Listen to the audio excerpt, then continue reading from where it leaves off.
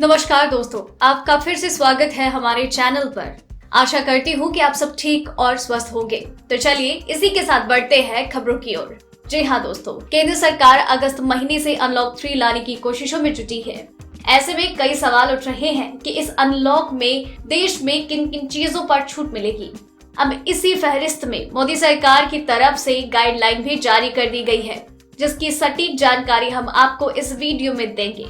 बस आप इस वीडियो के साथ अंत तक बने रहिए। इसी के साथ ही दोस्तों, आपको ले चलते हैं आज की मुख्य सुर्खियों की ओर, जहां आपको सबसे पहले बताएंगे देश में क्या है कोरोना का हाल। वहीं बताएंगे इस राज्य में लगा 6 अगस्त तक लॉकडाउन, जाने कहीं आपका राज्य तो नहीं।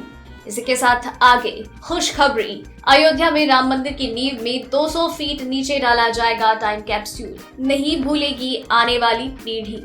वहीं ओवैसी बोले, राम मंदिर के भूमि पूजन में पीएम मोदी का शामिल होना शपथ का उल्लंघन। इसी के साथ आगे बताएंगे फिक्की ने बताया फाइनल अनलॉक का नया प्लान, क्या अब देश में खुलेंगे स्कूल और कॉलेज। वहीं कोरोना पीड़ित सीएम शिवराज ने कैबिनेट की वर्चुअल मीटिंग में बताया अपना हाल, बोले मैं अस्पताल में खुद धो रहा अपने कपड़े। मोदी सरकार का नया तोहफा, रिटायर होने वाले कर्मचारियों की सबसे बड़ी चिंता होगी खत्म। इसी के साथ अगली खबर में आपको बताएंगे आज आपके राज्य का मौसम का हाल। वहीं बताएंगे पेट्रोल डीजल के भाव। वहीं सुशांत सुसाइड केस में अब करण जौहर से होगी पूछताछ, मुंबई पुलिस ने भेजा समन। इसी के साथ आगे 1 अगस्त से गैस सिलेंडर की कीमत में हो सकता है बड़ा बदलाव, सरकार कर रही है ये तैयारी। वहीं एफडीए ने विषाक्त हैंड सैनिटाइजर से किया अलर्ट, 80% मेथनॉल का हो रहा इस्तेमाल। इसी के साथ आगे शुरू करें खुद का बिजनेस, सरकार दे रही 25 लाख रुपए, जाने कैसे उठाए फायदा। जी हाँ दोस्तों, ऐसी और भी कई बड़ी खबर और अपडेट निकल कर आ रही है, जिनकी सटीक जानकारी आपको इस वीडियो में देंगे। लेकिन उससे पहले आपसे एक छोटी सी रिक्वेस्ट है। मुझे इस वीडियो को बनाने में बहुत मेहनत लगती है, तो इस मेहनत के लिए वीडियो को एक लाइक जरूर कीजिएगा।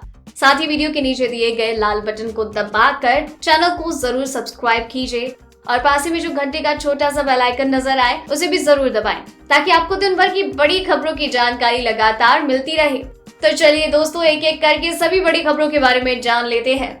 इसी के साथ आइए आज की सबसे पहली बड़ी खबर पर नजर डालते हैं। भारत में कोरोना वायरस का कहर जारी है। देश में कंफर्म केसों का आंकड़ा 14,84,136 के पार हो चुका है और 33,461 से ज्यादा लोगों की जान जा चुकी है। वहीं 9,54,004 लोग ठीक हो चुके हैं। दुनिया भर में इस वायरस से 6,56,987 से ज्यादा लोगों की जान जा चुकी है। वहीं 1,66,67,871 कंफर्म केस है। हो सकता है जब आप ये वीडियो देख रहे हो तो ये आंकड़ा और बढ़ गया हो। चलिए इसी के साथ बढ़ते हैं अगली खबर की ओर। प्रदेश के कुछ शहरों में कोरोना वायरस के बढ़ते संक्रमण के बीच सोमवार को मुख्यमंत्री भूपेश बघेल ने हालात की समीक्षा की। वायरस के संक्रमण को रोकने के लिए सरकार ने 6 अगस्त तक लॉकडाउन बढ़ाने का फैसला किया। कलेक्टर्स को जिले की परिस्थितियों के हिसाब से लॉकडाउन का फैसला करने के निर्देश दिए गए। इसी के साथ ही रायपुर, बिलासपुर और दुर्ग जिले के शहरी क्षेत्रों में लॉकडाउन बढ़ना तय माना जा रहा है। वरिष्ठ कैबिनेट मंत्री रविंद्र चौबे ने बताया कि बैठक में स्वास्थ्य मंत्री टी.एस. सिंहदेव ने पूरे राज्य की स्थिति की जानकारी दी। सभी ने माना कि संक्रमण लगातार बढ़ रहा है और ऐसे में लॉकडाउन की अवधि बढ़नी चाहिए। वहीं राजधानी पटना में 15 अगस्त तक लॉकडाउन बढ़ना तय है। जिले में कोरोना संक्रमितों की संख्या लगातार बढ़ने से इसकी संभावना जताई जा रही है। वहीं देश में कोरोना महामारी के खिलाफ जंग जारी है। इसी क्रम में अब अनलॉक 3 की चर्चा होने लगी। अनलॉक 2 31 जुलाई को खत्म हो रहा है। हर कोई यही जानना चाहता है कि आगे क्या होगा। चर्चा है कि अनलॉक 3 में सभी सेक्टर को कारोबार शुरू करने की मौका मिलेगा। इस बारे में उद्योग संगठनों ने सरकार से सिफारिश की थी, जिस पर गंभीरता से विचार हो रहा है। इनमें मुख्य रूप से होटल, रेस्टोरेंट, बार, पर्यटन एवं हवाई यात्रा से जुड़े कारोबार शामिल हैं। इसी तरह प्राइवेट पार्टी तथा शादी ब्याह के लिए नियमों में ढील देने की बात कही गई। तीसरे फेज में फिलहाल स्कूलों और मेट्रो ट्रेन सेवाओं को बंद रखा जाएगा। इसी के साथ बढ़ते हैं अगली खबर की ओर। अयोध्या में राम मंदिर निर्माण की घड़ी अब नजदीक आती जा रही है। भगवान श्री राम के मंदिर निर्माण का रास्ता अदालत की चौखट से होकर निकला। करीब 500 साल तक कानूनी लड़ाई लड़ी गई। भविष्य में फिर से ऐसा कोई सवाल या विवाद ना खड़ा हो, इसके लिए एक अहम कदम उठाने की चर्चा है। राम जन्मभूमि तीर्थ क्षेत्र ट्रस्ट के सदस्य कामेश्वर चौपाल ने कहा था कि राम मंदिर की नींव 2000 फीट नीचे टाइम कैप्सूल डाला जाएगा, जिसमें राम मंदिर से जुड़े साक्ष्य होंगे। ऐसा इसलिए किया जाएगा ताकि आने वाली पीढ़ियों में कभी इस तरह का विवाद बाद हो तो सच्चाई का पता लग सके। हालांकि मंगलवार को ट्रस्ट के ही एक अन्य सदस्य चंपत राय ने दावा किया कि टाइम कैप्सूल की खबरें निराधार है। उन्होंने कहा कि इस तरह की अफवाहों पर ध्यान नहीं देना चाहिए। वहीं सांसद असदुद्दीन ओवैसी ने पीएम मोदी के प्रस्तावित अयोध्या यात्रा का विरोध किया है। ओवैसी ने कहा है कि बतौर प्रधानमंत्री अयोध्या में भूमि पूजन कार्यक्रम में पीएम का शामिल होना प्रधानमंत्री के संवैधानिक शपथ का उल्लंघन होगा।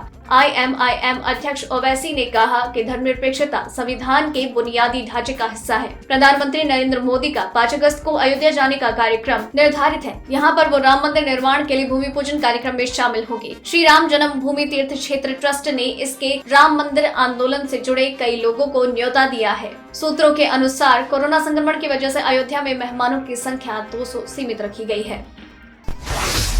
मध्य प्रदेश के इतिहास में पहली बार मंगलवार को शिवराज कैबिनेट की वर्चुअल बैठक हुई। इसमें सीएम शिवराज सिंह चौहान ने कोरोना इलाज के दौरान अपने अनुभव बताए। कोविड-19 का इलाज करवा रहे सीएम शिवराज सिंह चौहान ने कहा, मैं पूरी तरह से स्वस्थ हूँ, लगातार काम करने का प्रयास कर रहा हूँ, अस्पताल में अपनी चाय खुद बना रहा हूँ और अपने कपड़े भी खुद धो रहा हूँ। कोरोना स्वावलंबन सिखाता है। कोरोना में बिल्कुल घबराने की जरूरत नहीं है। मेरे हाथ का फ्रैक्चर हुआ था और मुझे भी फिजियोथेरेपी की आवश्यकता होती थी, लेकिन अस्पताल में कपड़े धोने के दौरान हाथ का मूवमेंट लगातार हो रहा है, जिसके कारण हाथ में काफी आराम मिला है। वहीं फाइनल अनलॉक का समय आ गया है। इंडस्ट्री बॉडी फिक्की का मानना है कि कोरोना से लड़ाई में अब काम और कमाई का ख्याल रखना बहुत जरूरी है। Mall, multiplex, fitness, gym centre को सोशल डिस्टेंसिंग और एहतियात के साथ खोलने का सुझाव दिया गया है। फिक्की के सुझाव है कि अनलॉक 3 में मॉल, मल्टीप्लेक्स खुले, सिनेमा हॉल 25% सीटिंग के साथ खुले, सिनेमा में लंबे इंटरवल रखे जाएं, सिनेमा हॉल लगातार सैनिटाइज हो, जिम और फिटनेस सेंटर भी अनलॉक होने चाहिए, ट्रैवल पाबंदी हटनी चाहिए। एयरपोर्ट पर सेफ कॉरिडोर का प्रस्ताव है। फिक्की ने एयरपोर्ट स्टेशन पर सैंपल होना चाहिए, 50% क्षमता के साथ मेट्रो भी खुलने चाहिए। दोस्तों, वीडियो में और भी काफी महत्वपूर्ण खबरें बाकी हैं, इसीलिए इस वीडियो के साथ बने रहिए। चलिए बढ़ते हैं अगली खबर की ओर। तेल कंपनी ने आज फिर से ग्राहकों को बड़ी राहत दी है। लगातार 2 दिन से डीजल की कीमत में कोई बदलाव नहीं हुआ। IOCL की वेबसाइट से मिली जानकारी के अनुसार दिल्ली, कोलकाता, मुंबई और चेन्नई में 1 लीटर पेट्रोल के दाम क्रमशः 80.43, 82.10, 87.19 और 83.63 रुपए प्रति लीटर है। डीजल की बात की जाए तो इन महानगरों में इसका दाम क्रमशः 81.94, 77.04, 80.11 और 78.86 रुपए है। चलिए बढ़ते हैं अब मौसम की खबर की ओर, लेकिन उससे पहले देख लीजिए बिहार और असम की एक ग्राउंड रिपोर्ट।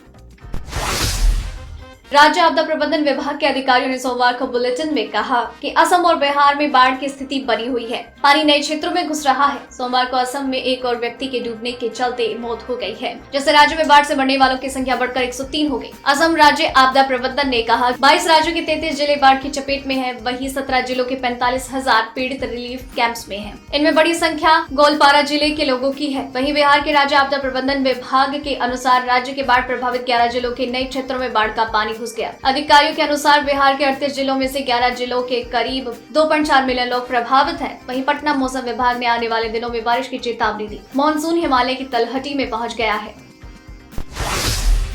वहीं भारतीय मौसम विभाग ने दिल्ली में 29 और 30 जुलाई को भारी बारिश का अलर्ट जारी किया है। मौसम विभाग ने कहा कि राजधानी के निचले इलाकों और सड़क में पानी भर सकता है, इससे यातायात पर असर होगा। मौसम विभाग के अनुसार अरब सागर और बंगाल की खाड़ी से आने वाली हवाओं का असर पूरे हरियाणा, दिल्ली NCR, पश्चिम यूपी और उत्तर पूर्व राजस्थान तक दिखेगा। वहीं उत्तर प्रदेश में पिछले 24 घंटों के दौरान कुछ इलाकों में हल्की बारिश हुई। अब 48 घंटे में पूरे उत्तर प्रदेश में झमाझम बारिश के आसार हैं। उत्तर प्रदेश में पिछले 24 घंटों के दौरान कुछ इलाकों में हल्की बारिश हुई, लेकिन ज्यादातर हिस्सों में बारिश का इंतजार कर रहे लोगों को उमस भरी गर्मी का सामना करना पड़ा। लेकिन अब 48 घंटों में पूरे उत्तर प्रदेश में झमाझम बारिश के आसार हैं। चलिए बढ़ते हैं अगली खबर की ओर।